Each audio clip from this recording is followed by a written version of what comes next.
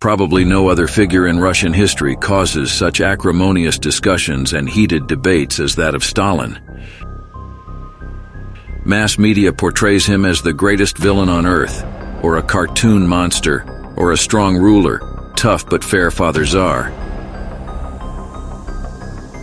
In the flow of political talk shows, a fierce hatred for Stalin meets an exalted idealization of his image.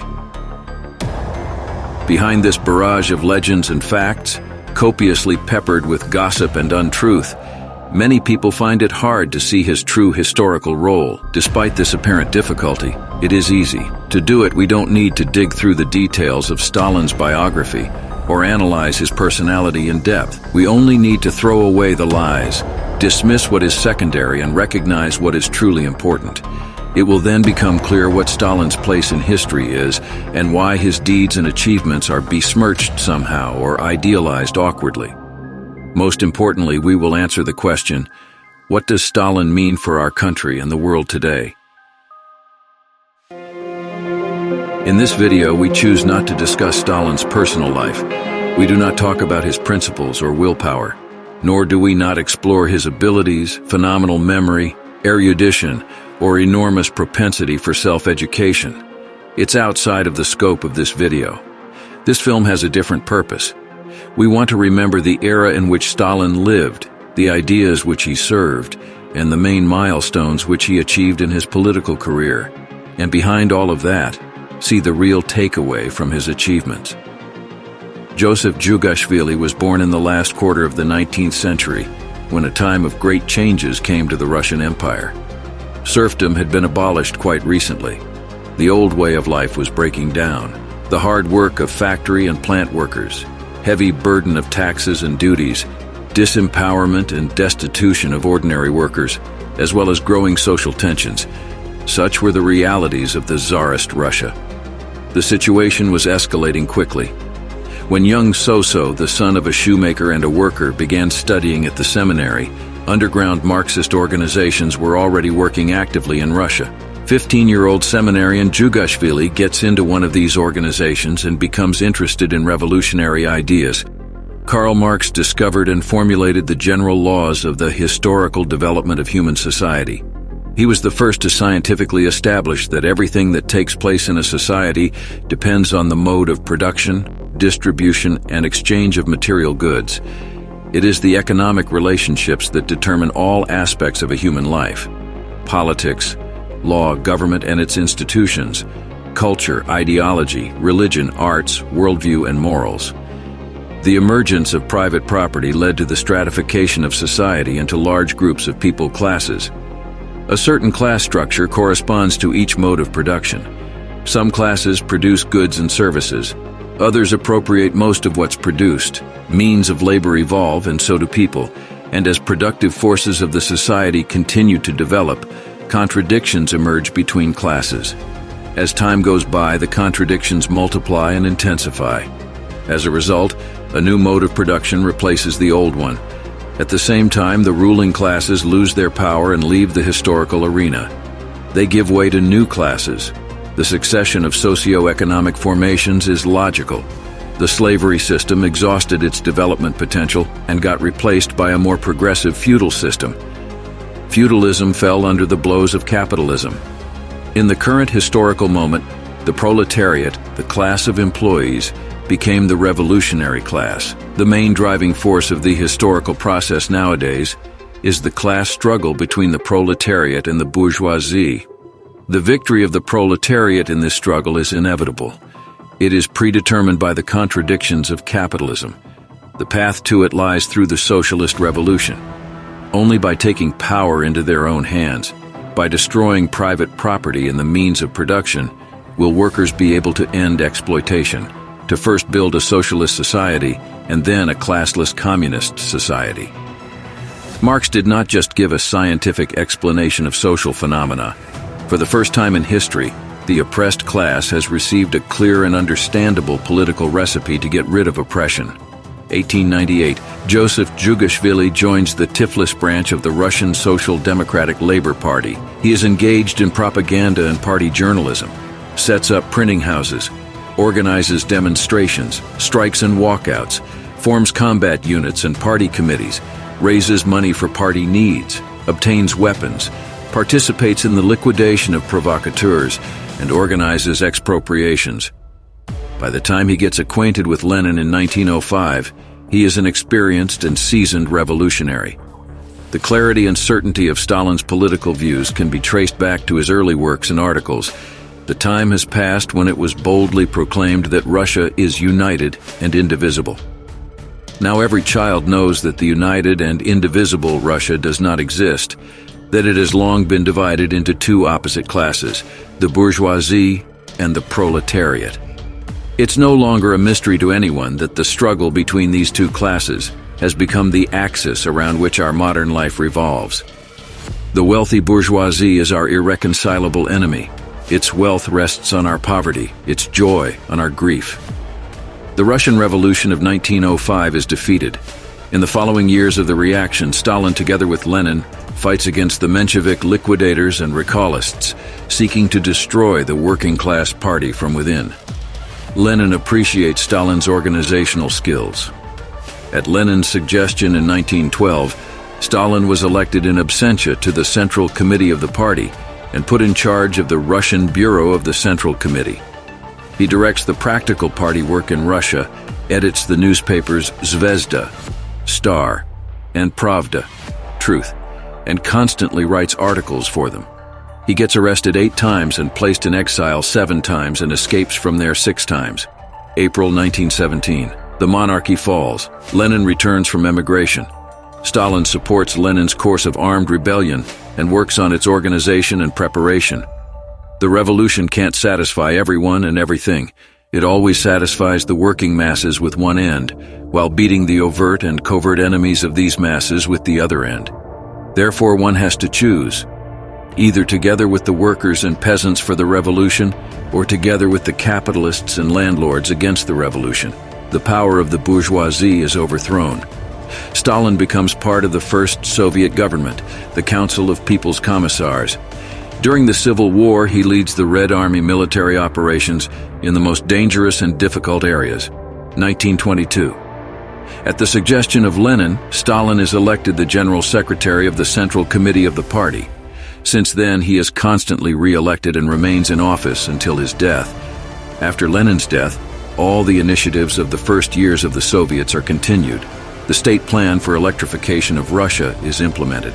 Industrial production recovers and grows, science gains momentum, and illiteracy is eliminated at an accelerated pace.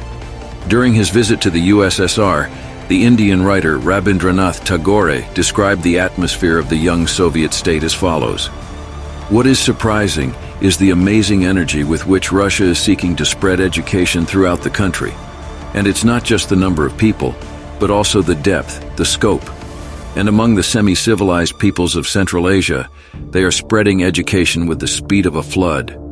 There is no limit to their tireless energy directed at exposing those peoples to scientific advances. Theaters see large crowds of people, and the main visitors are peasants and workers. Nowhere they are insulted. In 2 or 3 institutions I have visited so far, I have noticed a spiritual renewal and a triumph of the newly found human dignity. Ordinary people have shaken off the burden of inequality, been able to straighten up and raise their heads. Now they stand in the world of men with their heads held high. Their minds are independent, and their hands are free. Additionally, in the 1920s, the party outlined a commitment to industrialization and complete collectivization. These objectives were interrelated. It was impossible to achieve one without the other. New construction sites, factories, and plants needed millions of workers. Small peasant farms without modern equipment could not feed a huge country with a growing urban population. The country would not have been able to ensure its defense capability without a well-developed industry. The peace concluded after the first imperialist massacre was just a truce. It was only a matter of time before a new war started. The Bolsheviks understood that very well. We are 50 to 100 years behind the developed countries. We must make up this gap in 10 years. Either we do it, or they will crush us. Stalin said that in 1931. Hydroelectric stations, thousands of plants and factories, Tens of thousands of collective and state farms with machine and tractor stations servicing them. 2 5-year plans brought all of it to the USSR. The French journalist and social activist Henri Barbusse wrote, "These are hard facts. The poorest of the European states, ignorant, numbed, beaten, hungry, bleeding, and devastated, became the largest industrialized country in Europe and the second largest in the world, and in many respects the most cultured. Such unprecedented growth was achieved by the country alone. Other countries were its enemies. External enemies were not the only ones creating obstacles during those years. Many traitors, renegades, and saboteurs acted within the country. Collectivization essentially became the capstone of the socialist revolution in the countryside. Kulaks, well-off peasants, are now often portrayed exclusively as able owners who suffered at the hands of the Soviets for no reason. In reality, kulaks actively opposed the work of collective farms in 20s and 30s. They frequently organized terrorist attacks and arsons, killed collective farm activists, policemen, and Red Army soldiers. However, the inertia of the past and the machinations of class enemies were finally overcome. Yes, mistakes were made on the ground. It is hard to implement a project of that scale without a single mistake. However, without the industry and mechanized farming, the USSR had absolutely no future. The USSR became the first country in world history to construct a socialist system. It was achieved not only thanks to the great enthusiasm of the Soviet people, the living standards of workers kept growing steadily. In the Stalinist USSR, the one who worked well for the benefit of the society lived well.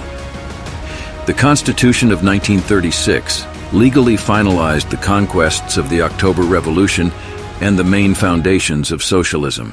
It did not just declare social rights of which the working people could not even dream before.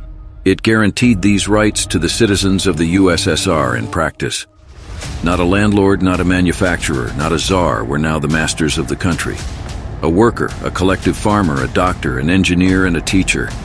When enemies invaded the Soviet country, they faced an incredible resistance from its new masters.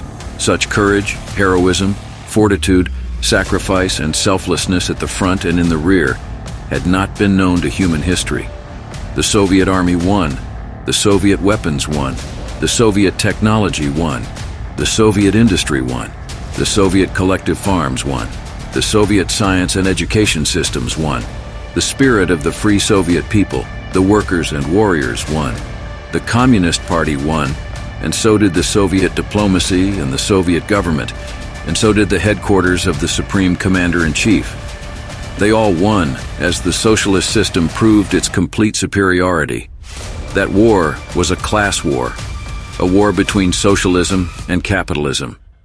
The world capitalist powers, England, France, and the United States, were long preparing an invasion of the Soviet Union. American monopolies, industrial tycoons, and bankers generously financed Germany's heavy and military industries, de facto arming the country. England and France provided a cover for Germany's aggressive foreign and domestic policy in Europe. Western imperialists wanted the German fascists to do the work of destroying, looting, and enslaving the USSR for them. Today, the Soviet Union is presented as the instigator of World War II. But what do we do with the real history then? Cannot hide the annexation of Austria, cannot cover up the Munich Agreement and the phony war, when England and France left their vassal Poland to the mercy of fate. Direct support, as well as a poorly concealed policy of indulgence and connivance, pushed the fascist beast eastwards. However, the enemy made a calculation mistake. Not everything went according to plan. The British and American imperialists eventually even had to make an alliance with the country of the Soviets. Socialism turned out to be head and shoulders above capitalism. The result of the war was not only a complete and unconditional victory over Nazi Germany and its satellites, not only the defeat of militaristic Japan, but also the emergence of a bloc of socialist states on the world map. After the war, the Stalinist USSR performs another economic miracle. In 5 years, the national economy destroyed by Hitler's hordes was restored. The country, which lost tens of millions of inhabitants, without the Marshall Plan and foreign loans, rose from the ruins. Yesterday's allies in the anti-Hitler coalition very soon again declare the Soviet Union their main enemy and begin to make new aggressive plans. However, the Soviet science, industry, and intelligence rise to the challenge here too.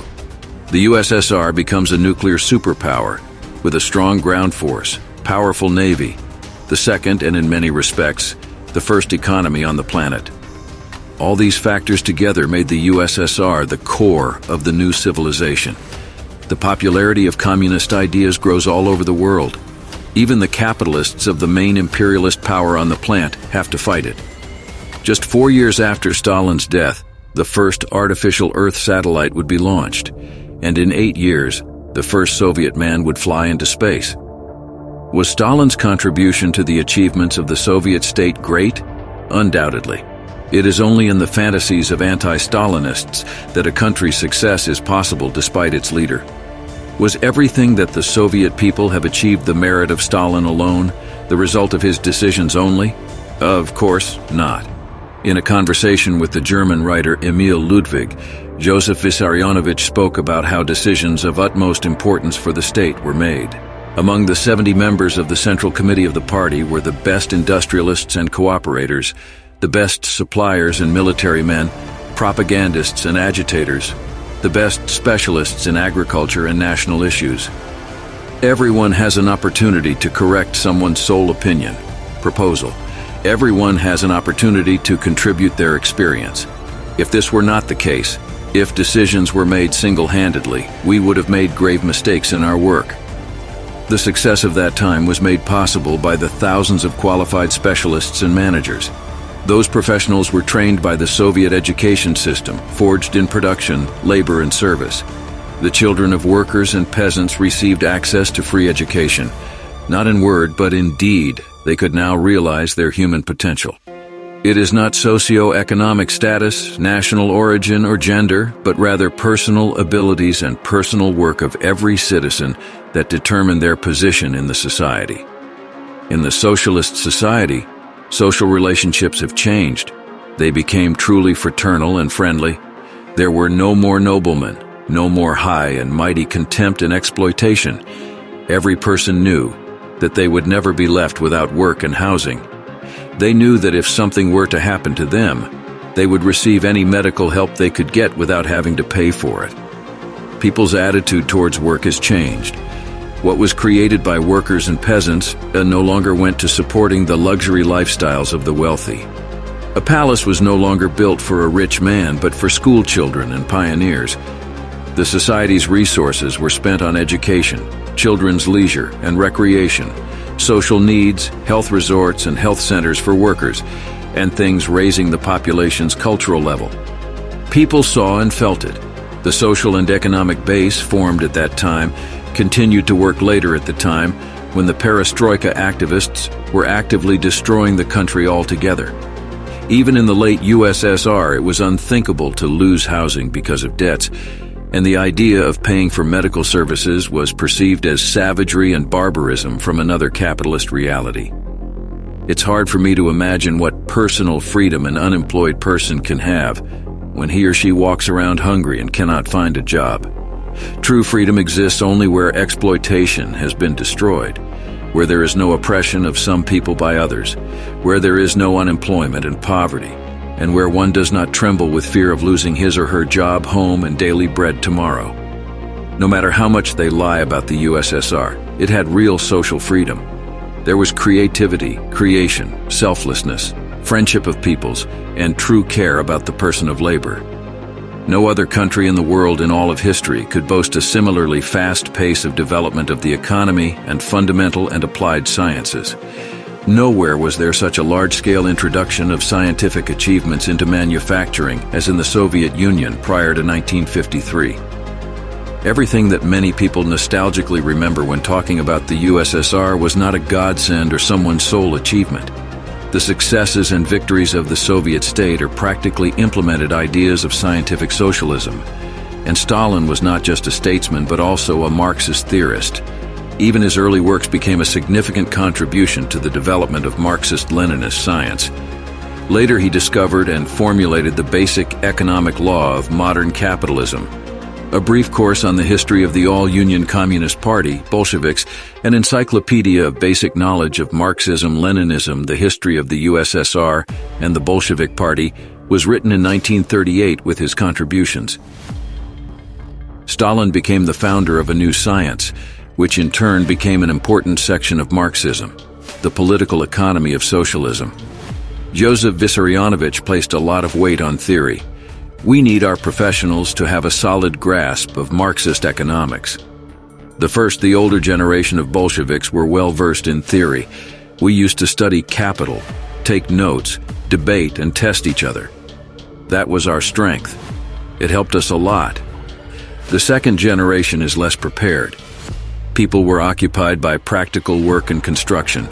They learned Marxism from brochures. The third generation was brought up on feuilletons, a part of a newspaper or magazine devoted to fiction, criticism, or light literature, and newspaper articles.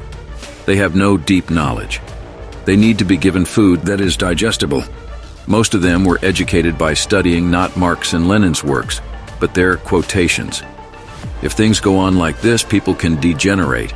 In America, people reason, dollar is the key to everything. Why do we need theory? Why science? That is how they can reason here. Why do we need capital when building socialism? That is the threat of degeneration. That is death. To avoid this, even in little things, we need to raise the level of economic knowledge. The transition from capitalism to communism, wrote Lenin, is an entire historical era. Until it is over, exploiters inevitably have hope for restoration, and this hope turns into attempts at restoration. The overthrown exploiters, who did not expect to be overthrown, did not believe in it, did not allow the thought of it, with tenfold energy, with mad passion, with hatred, increased 100 times, rush into battle for the return of the paradise lost. That is precisely what happened in our country. After Stalin's death, counter-revolutionary forces came to power. It was not possible to quickly destroy socialism. That giant train had gained too much speed. It took decades of persistent revision of Marxism, sabotage and wrecking of the economy, science, and culture to disorient the Soviet people and prepare them for the restoration of capitalism.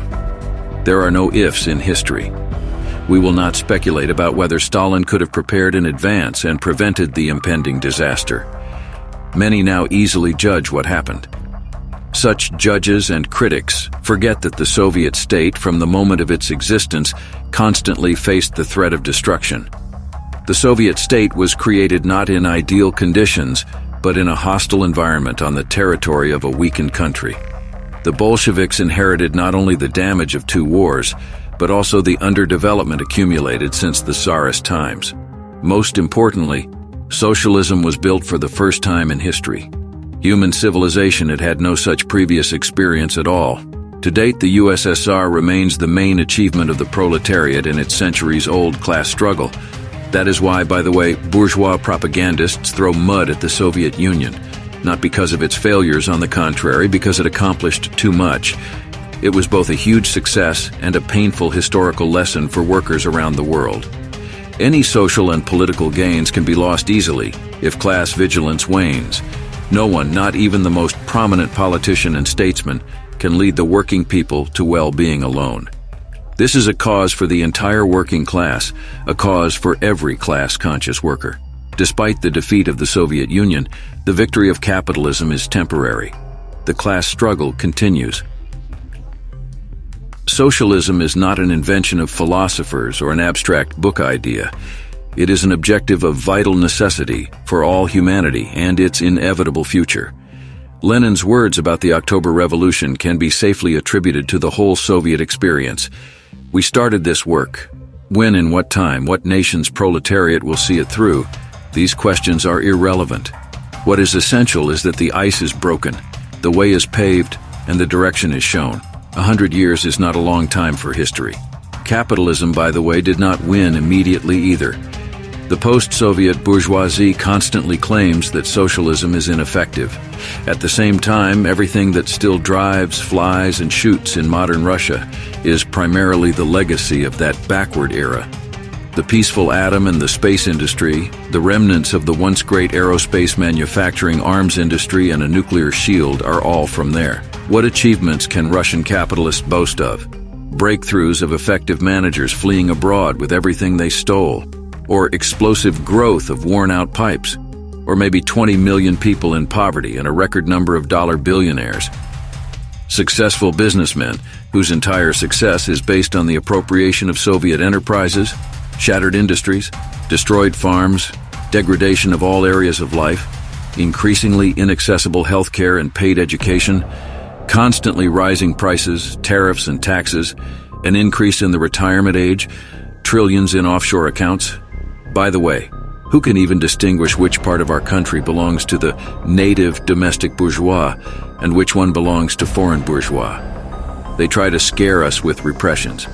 At the same time, during Stalin's time in power, despite the immense losses suffered by the country in the Great Patriotic War, the population of the USSR increased significantly.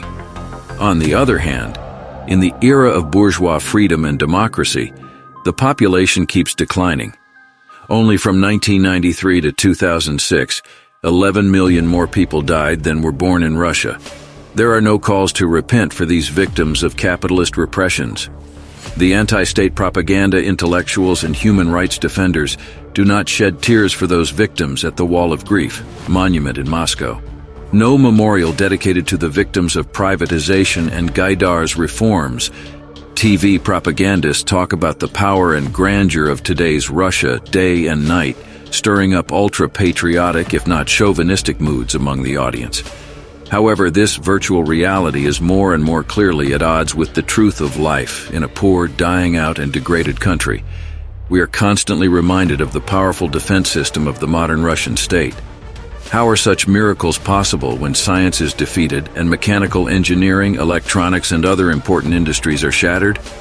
Moreover, whom are we to defend ourselves from if the so-called potential enemies quietly get what they want? Russia has long become a place of profit-making for imperialists from different countries. This capitalist international does not care about the welfare of the local population, nor does it care about the problems of workers in any other country. No wonder the post-Soviet bourgeoisie continuously recites terrible malarkey about Stalinist repressions to the people they robbed. They need to justify the destruction and looting of the country somehow. The legend about millions of innocent victims fits this purpose perfectly, except it is getting harder and harder to deceive people. Many already understand that Khrushchev counter-revolutionaries, Trotskyites, Western and post-Soviet nationalist bourgeoisie initiated the slander of Stalin. Seeing the recent development, people increasingly begin to look back at Soviet history, searching there for answers to today's questions. Capitalists, however, are not letting their guard down. The misinformation and deception machine is doing everything so that no one could calmly and soberly comprehend the historical experience of their country. We are prompted to hate or simply forget the Soviet era and Stalin. Stalin is dead. Dead as a politician, as a state model, and as a slogan. Stalin is the past, not the future, and there is no request for Stalin in the present. No request? Dead as a politician? This is the irrelevant past which should be put away into the closet of the past, says the capitalist propaganda.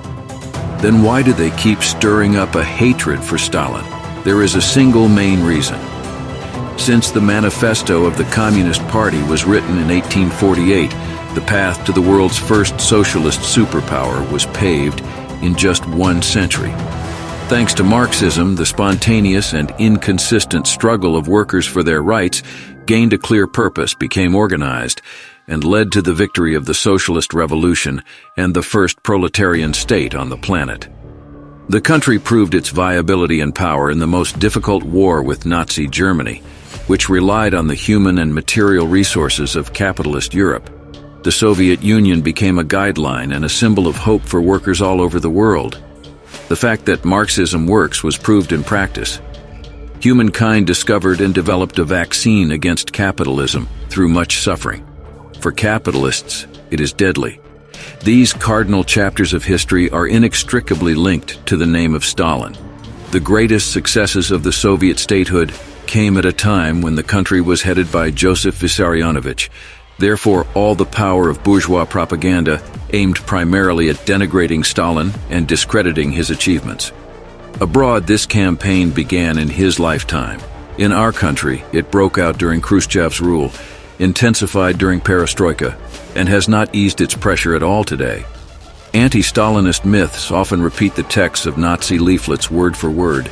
In their lies, anti-communists do not shy away from any absurdity. Victims of so-called repressions include traitors, state criminals, and common criminal offenders. When it comes to the numbers, they provide fantastic numbers of political prisoners and convicts. We won, but not the way we should have. There were successes, but at what cost? The bourgeois lies about Stalin can be dismantled endlessly, but does it make sense when you understand the reasons why they are replicated on an industrial scale? The ruling class fears a new, organized attempt to build socialism, even decades after the destruction of the USSR, which fell as a result of betrayal and counter-revolution. They fear because it is through practical experience that the proletariat has proved its ability to build a society in which human exploitation is eliminated and where there is no room for masters. For the first time in history, the oppressed class has infringed upon the sacred cow of private property, presented the bill to the oppressors and parasites of all kinds. Isn't it ironic when means of production and assets are expropriated not in favor of another capitalist, but in favor of another class, a class that should toil away without complaining for a collective bourgeois? That is why the howling about the so-called repressions is rising. Who ever heard of workers taking power into their own hands and taking charge of their own lives? Capitalists would be throwing mud at any other leader of the Soviet state with similar results.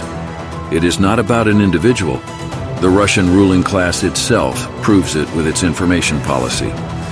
Simultaneously with this line of vilification of Stalin, the recent years have seen another line of action.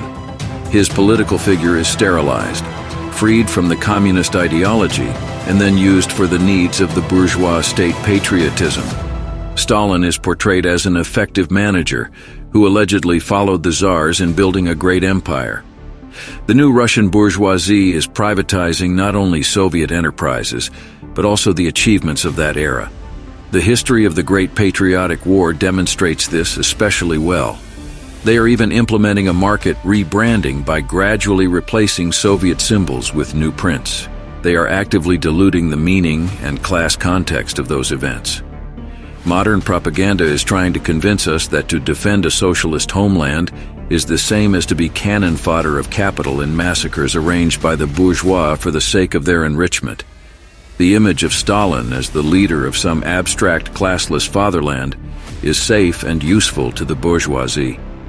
One can even recall his firm hand to justify the pressure on his political opponents allegedly in the interests of national security. However, the firm hand of the bourgeoisie is Hitler, Mussolini, and Pinochet, who strangled the working movement, whereas Stalin's firm hand protected workers from parasites. The military might of the Soviet Union was created not to dominate the world for the purpose of robbing and exploiting weak countries, but to protect against aggression by a hostile capitalist environment. Stalin described it best himself. The cause to which I dedicate my life is to elevate another class, namely the working class. My objective is not to strengthen some national state, but to strengthen a socialist and therefore international state, because any strengthening of that state contributes to the strengthening of the entire international working class. If every step in my work were not aimed at strengthening and improving the position of the working class, I would consider my life pointless. In terms of bourgeois law, Lenin, Stalin, and other Bolsheviks will always be criminals. Just like Spartacus, who broke the laws of the Roman Empire, was a criminal for slave owners. Stepan Razin was a criminal under feudal law. The ruling class writes the laws, but the truth is that the capitalist system itself is criminal and anti-human.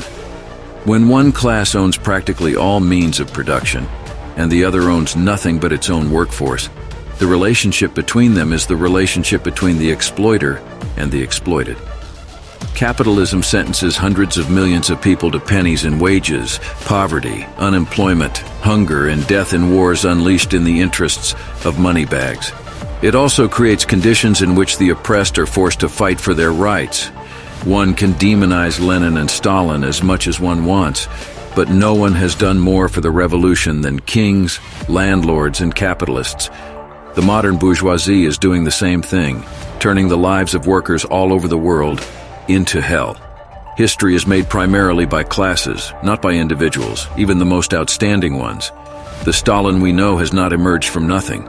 He was shaped by a revolutionary movement in the Bolshevik Party, which fought for the interests of the working class and all honest workers. Bourgeois propaganda can continue to portray Stalin as a mythical villain or a lone hero, to incite a hatred for him or a passive faith in a fabulous savior. Despite these decorations, people will still discover the real Stalin. Stalin the revolutionary, Marxism theorist and leader of the world's first socialist state. A man who from a young age to the last days of his life was faithful to the communist idea. His name still arouses the hatred of capitalists from different countries, because for them there is nothing more terrible and dangerous than the steel will of the proletariat, who is aware of its class interests and armed with the theory of class struggle. Stalin is a harbinger of their future imminent and final defeat. Stalin's USSR is a harbinger of a new world, where the oppression of humanity will be ended forever.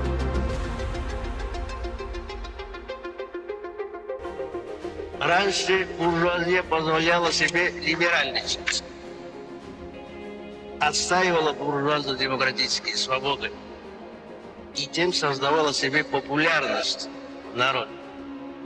Теперь от либерализма не осталось и следа. Нет больше так называемой свободы личности. Права личности признаются теперь только за теми, у которых есть капитал. А все прочие граждане считаются сырым человеческим материалом, пригодным лишь для эксплуатации. Растоптан принцип равенства людей и наций. Он заменен принципом полноправия эксплуататорского меньшинства и бесправием эксплуатируемого большинства граждан. Знамя буржуазно-демократических свобод выброшено за борт. Я думаю, что это знамя придется поднять вам, представителям коммунистических демократических партий, и понести его вперед, если хотите собрать вокруг себя большинство народа. Больше некому его поднять.